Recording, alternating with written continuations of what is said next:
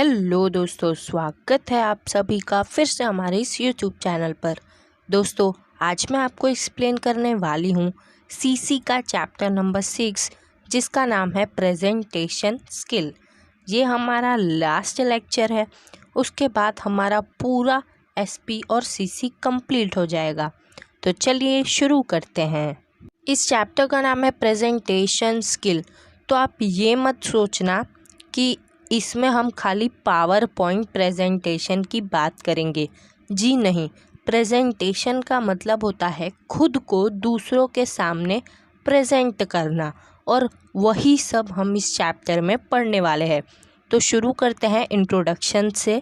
तो इंट्रोडक्शन में लिखा है कि ह्यूमन बीइंग चाहे कैसा भी हो, लेकिन अगर उन्हें अपनी बात किसी और के सामने रखनी है, अगर उन्हें अपना विश्वास किसी और के सामने रखना है, कोई ओपिनियन उनको अगर किसी को देना है, कोई स्कीम के बारे में अगर उन्हें किसी को बताना है, तो उन्हें बहुत अच्छे से प्रेजेंटेशन करना पड़ता है, ताकि सामने वाले को एकदम अच्छे से क्लैरिटी के साथ समझ आए।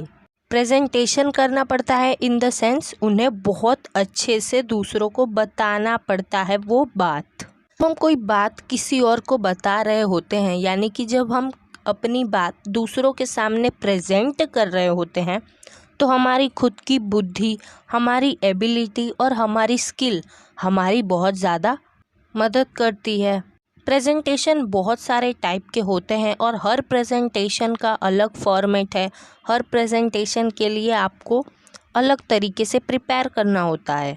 जब आप अपने आप को किसी और के सामने प्रेजेंट करते हो और आपने टेक्नोलॉजी की भी मदद ली है, तो बहुत ज़्यादा चांस है कि जो सामने वाला बंदा होगा ना, वो आपकी बातों को सुनेगा, क्योंकि आप अच्छे से प्रेजेंट भी कर रहे हो, साथ में आपने टेक्नोलॉजी का भी इस्तेमाल किया है।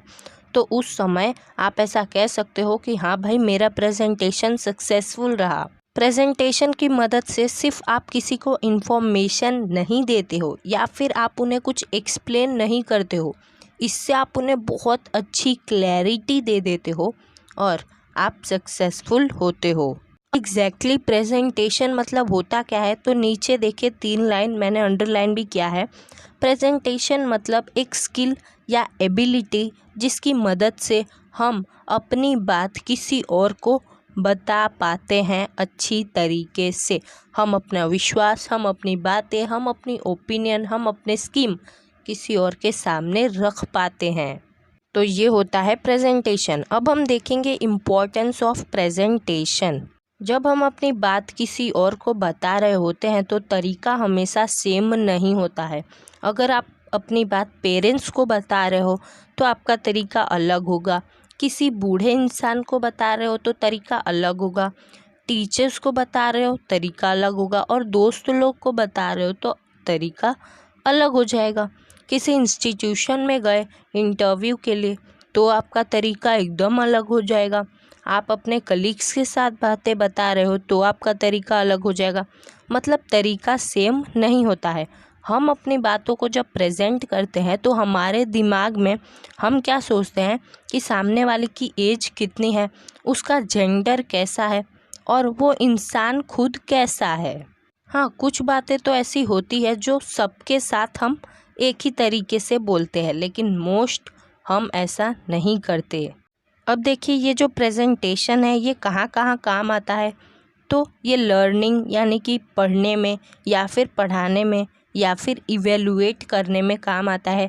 सेकंड, इंटरव्यू और ग्रुप डिस्कशन के समय प्रेजेंटेशन काम आता है। थर्ड, ट्रेनिंग देते समय ये काम आता है। फोर्थ, डेमोन्स्ट्रेशन के टाइम पर ये काम आता है। फिफ्थ, स्ट्रैटेजी के टाइम पर ये काम आता है। देन प्लानिंग के टाइम पर प्रेजेंटेशन काम आता है। प्रोजेक्ट करने के टाइम पर प्रेजेंटेशन काम आता है। सर्वे, ये सब जब हम करते हैं तो भी प्रेजेंटेशन काम आता है। अब जब आप किसी को प्रिंसिपल्स समझा रहे हो तो आपका प्रेजेंटेशन का तरीका अलग होगा। अगर आप उन्हें कोई स्टोरी बता रहे हो तो तरीका अलग होगा, और अगर आप किसी को अपने फ्यूचर प्लान्स बता रहे हो तो तरीका अलग होगा। इसका मतलब ये है कि प्रेजेंटेशन देने का तरीका हमेशा बदलता रहता है। प्रेजेंटेशन 3 टाइप के होते हैं, या तो आप प्रेजेंटेशन ओरल दे सकते हो, नहीं तो रिटन दे सकते हो, नहीं तो ऑडियो विजुअल के तरीके से दे सकते हो। मतलब आप भी दिखोगे और आपका ऑडियो भी होगा। तो वही बात है टाइप्स ऑफ प्रेजेंटेशन में, oral, written and PowerPoint presentation. सबसे पहले हम देखते हैं ओरल प्रेजेंटेशन में क्या आता है। तो जब आप अपने मुंह से किसी को कोई बात समझाते हो, उसी को ओरल प्रेजेंटेशन कहा जाता है। देखिए, इलोक्यूशन मतलब होता है, अगर आपके पास एबिलिटी है कि आप बहुत अच्छा बोलते हो, तो जाहिर सी बात है कि आप हमेशा मुंह से ही बोल के सबको समझाना चाहोगे। तो इलोक्यूशन के टाइम, डिबेट के टाइम, डायलॉग बाजी के समय, आर्ग्यूमेंट करते समय हम किसका इस्तेमाल करते हैं? ओरल प्रेजेंटेशन का इस्तेमाल करते हैं। अब आता है रिटन प्रेजेंटेशन। जब हम लेटर लिख रहे हैं, मेमो लिख रहे हैं, प्रोपोज़ल लिख रहे हैं, रिपोर्ट लिख रहे हैं, पिटीशन लिख रहे हैं यानी कि अर्जीनामा लिख रहे हैं, टेस्टिमोनी यानी कि गवाही लिख रहे हैं, प्लानिंग कर रहे हैं, प्रोजेक्ट बना रहे हैं, स्ट्रेटजी बना रहे हैं, तो उस समय हम लिख के अपनी बातों को प्रेजेंट करते हैं। अब देखिए, सिर्फ मीडियम ही इम्पॉर्टेंट नहीं है। जब आप प्रेजेंटेशन दे रहे हो ना, तो आपके पास नॉलेज और स्किल भी होना चाहिए। नाउ अब हम बात करते हैं पावर पॉइंट की। ये जो हमारा थर्ड टाइप है, ओरल, रिटन हमने देख लिया, अब थर्ड है पावर पॉइंट। नाउ ये पावर पॉइंट क्या है? तो ये ओरल और रिटन दोनों का कॉम्बिनेशन है, और ये बहुत ज़्यादा प्रैक्टिकल भी है। आज के ज़माने में तो सिर्फ पावर पॉइंट ही यूज़ किया जाता है, सिर्फ नहीं लेकिन मोस्टली पावर पॉइंट ही यूज़ किया जाता है। इसकी मदद से हम आसानी से सामने वाले को कुछ भी समझा पाते हैं। इसका इस्तेमाल आजकल कहाँ होता है? क्लासरूम के लेक्चर में, या जब हम ट्रेनिंग देते हैं तब, हम कोई मीटिंग कर रहे होते हैं तब, या फिर जब हम प्रोजेक्ट बना रहे होते हैं तब, इन सब जगह हम पीपीटी का यूज़ करते हैं। पावर पॉइंट की मदद से खाली हम अपनी बात इंटरेस्टिंग तरीके से ही नहीं, बल्कि क्लैरिटी के साथ भी समझा पाते हैं। इसमें होता क्या है कि हम बहुत सारे स्लाइड्स बनाते हैं, टेक्स्ट की मदद से, ग्राफिक्स की मदद से, एनिमेशन की मदद से, विजुअल साउंड की मदद से, इन सब की मदद से हम स्लाइड्स बनाते हैं और फिर प्रोजेक्टर पर उन्हें बहुत बड़े स्क्रीन पर लोगों को दिखाते हैं। अब अगर हम चाहे तो जो भी हमने प्रेजेंटेशन में लिखा है, यानी कि जो भी कंटेंट्स हमने प्रेजेंटेशन में लिखा है, एक एक स्लाइड का प्रिंट आउट निकाल के हम हैंडआउट्स में दे सकते हैं। हैंडआउट्स मतलब किसी को हम ऐसे ही बांट सकते हैं। एक एक स्लाइड का प्रिंट आउट निकाल कर आप लोगों में बांट भी सकते हो। और ये पीपीटी प्रिपेयर करना सच में एक आर्ट है। अब ये जो पीपीटी है 2 टाइप का होता है। पहला है इंडिविजुअल, दूसरा है ग्रुप। जब कोई सिंगल बंदा, कोई अकेला इंसान प्रेजेंटेशन बना के लोगों को समझा रहा है, उसको हम कहते हैं इंडिविजुअल। और जब ग्रुप में लोग प्रेजेंटेशन बना के किसी को समझा रहे हैं, that is called group presentation. Simple. Now audience के व्यू पॉइंट से देखें तो अगेन प्रेजेंटेशन 2 टाइप के होते हैं। पहला है फेस टू फेस, दूसरा है इनडायरेक्ट। जब हम कोई भी बात फेस टू फेस करते हैं तो उसे हम कहते हैं फेस टू फेस प्रेजेंटेशन। और ये कहाँ होता है? ये इंटरव्यू में होता है, या जब हम अपना प्रोजेक्ट किसी को समझा रहे हैं तब होता है, या फिर आपने देखा होगा कि जो लोग मार्केटिंग मैनेजमेंट के अंदर काम करते हैं वो लोग इसका इस्तेमाल ज़्यादा करते हैं। और इसका मतलब ये नहीं कि हमेशा आपको सामने ही बैठ के प्रेजेंटेशन देना है। आजकल आप बहुत सारे एप्लीकेशंस आ गए हैं, उनकी मदद से भी फ़ेस टू फेस प्रेजेंटेशन दे सकते हो। इनडायरेक्ट प्रेजेंटेशन मतलब क्या? जब आपका फेस नहीं दिखता है, जब आप अपना प्रेजेंटेशन किसी को सामने से नहीं दिखा रहे होते हैं, कहीं आप दूर बैठे हैं और आपका प्रेजेंटेशन लोग देख रहे हैं, उसको हम कहते हैं इनडायरेक्ट प्रेजेंटेशन। नाउ ऑब्जेक्टिव के व्यू पॉइंट से देखें तो प्रेजेंटेशन 5 टाइप के होते हैं। अब ये क्या है? तो देखिए, मैं प्रेजेंटेशन बना रही हूँ, लेकिन उसके पीछे मेरा ऑब्जेक्टिव क्या है? तो पहला है इन्फॉर्मेटिव। समझ लो, मैं जो प्रेजेंटेशन बना रही हूँ उससे मैं ये चाहती हूँ कि लोगों को इन्फॉर्मेशन मिले। तो ये होना कैसा चाहिए? ये बड़ा होना चाहिए और अच्छा होना चाहिए, एकदम बड़ा भी नहीं होना चाहिए। सेकंड, इसमें कम से कम पॉइंट होने चाहिए। थर्ड, जो बंदा मेरा प्रेजेंटेशन देख रहा है उसको ज़्यादा कन्फ्यूज़न नहीं होना चाहिए। फोर्थ, ऐसे प्रेजेंटेशन कहाँ बनाए जाते हैं, पढ़ाते समय या फिर ट्रेनिंग देते समय। सेकंड, इंस्ट्रक्शनल, समझ लो मैं प्रेजेंटेशन बना रही हूँ और मेरा मोटो ये है, यानी कि मेरा ऑब्जेक्टिव ये है कि जो भी मेरे इस प्रेजेंटेशन को देखेगा उसे कुछ इंस्ट्रक्शन मिलने चाहिए। इस प्रेजेंटेशन में क्या होता है, हम किसी को कमांड देते हैं, हम ऑर्डर देते हैं। सेकंड, अगर किसी को हमारा ये प्रेजेंटेशन समझना है तो बहुत दिमाग लगाना पड़ेगा। थर्ड, उसे इवैल्यूएशन करना पड़ेगा हमारे प्रेजेंटेशन का। फोर्थ, इसके एग्जाम्पल क्या है, तो आपने भी देखा होगा बहुत सारे ट्यूटोरियल्स बनाए जाते हैं, तो उसे समझने में सच में बहुत दिमाग जाता है। और या फिर अगर कोई आपको सेफ्टी मेजर्स किसी को समझाने हैं तो वो भी आता है इंस्ट्रक्शनल प्रेजेंटेशन के अंदर। थर्ड है अवेकनिंग। अवेकनिंग का मतलब होता है जगा देना। पहले मैं आपको इसका एग्जाम्पल ही देना चाहूँगी। एग्जाम्पल में देखिए लिखा है educative speech of preceptors and motivational speech of mentors. तो जब कोई ऐसे मेंटर्स आके आपके सामने मोटिवेशनल बातें करे या फिर आपके टीचर्स ही बहुत अच्छी अच्छी बातें करे तो आप अंदर से जाग जाते हो, आप सोचते हो कुछ करने का। तो फर्स्ट पॉइंट यही है, ऐसा प्रेजेंटेशन अगर कोई बनाता है तो उसका मेन ऑब्जेक्टिव ये है कि आप कोई डिसीजन लो, जो आप नहीं लेना चाहते हो वो भी आप लो। सेकंड, वो लोग जब प्रेजेंटेशन देते हैं तो वो लोग बहुत एनर्जेटिक रहते हैं और बहुत अच्छे से वो लोग प्रेजेंटेशन देते हैं, लैंग्वेज का भी यूज़ बहुत अच्छा तगड़ा करते हैं। थर्ड, वो लोग हमें बहुत सारे रियल लाइफ इंसिडेंट बताते हैं, स्टोरी बताते हैं ताकि हम मोटिवेटेड हो जाए। तो ये है अवेकनिंग प्रेजेंटेशन। नेक्स्ट है पर्सुएसिव। पर्सुएसिव का मतलब होता है कि अगर आप कोई ऐसा प्रेजेंटेशन बना रहे हो ताकि लोग आपकी बात पर यकीन करें, उसी को हम कहते हैं पर्सुएसिव प्रेजेंटेशन। देखिए हम इसमें क्या करते हैं, हम बहुत सारे एडवांटेज डिसएडवांटेज सब कुछ बताते हैं, फिर हम बताते हैं कि इस प्रॉब्लम का सॉल्यूशन क्या होगा। हम लोगों से इमोशनल अपील करते हैं। ये प्रेजेंटेशन हम क्यों बना रहे हैं, ताकि लोग हमारी बातों पर यकीन करें। इसका एग्जाम्पल देखिए, पॉलिटिकल डिबेट हो गया या कोई बिजनेस का प्रपोजल हो गया। फिफ्थ है डिसीजन मेकिंग। अगर आप ये चाहते हो कि सामने वाला जो बंदा है कोई डिसीजन ले और आप प्रेजेंटेशन दिखा रहे हो, उसी को हम कहते हैं डिसीजन मेकिंग प्रेजेंटेशन।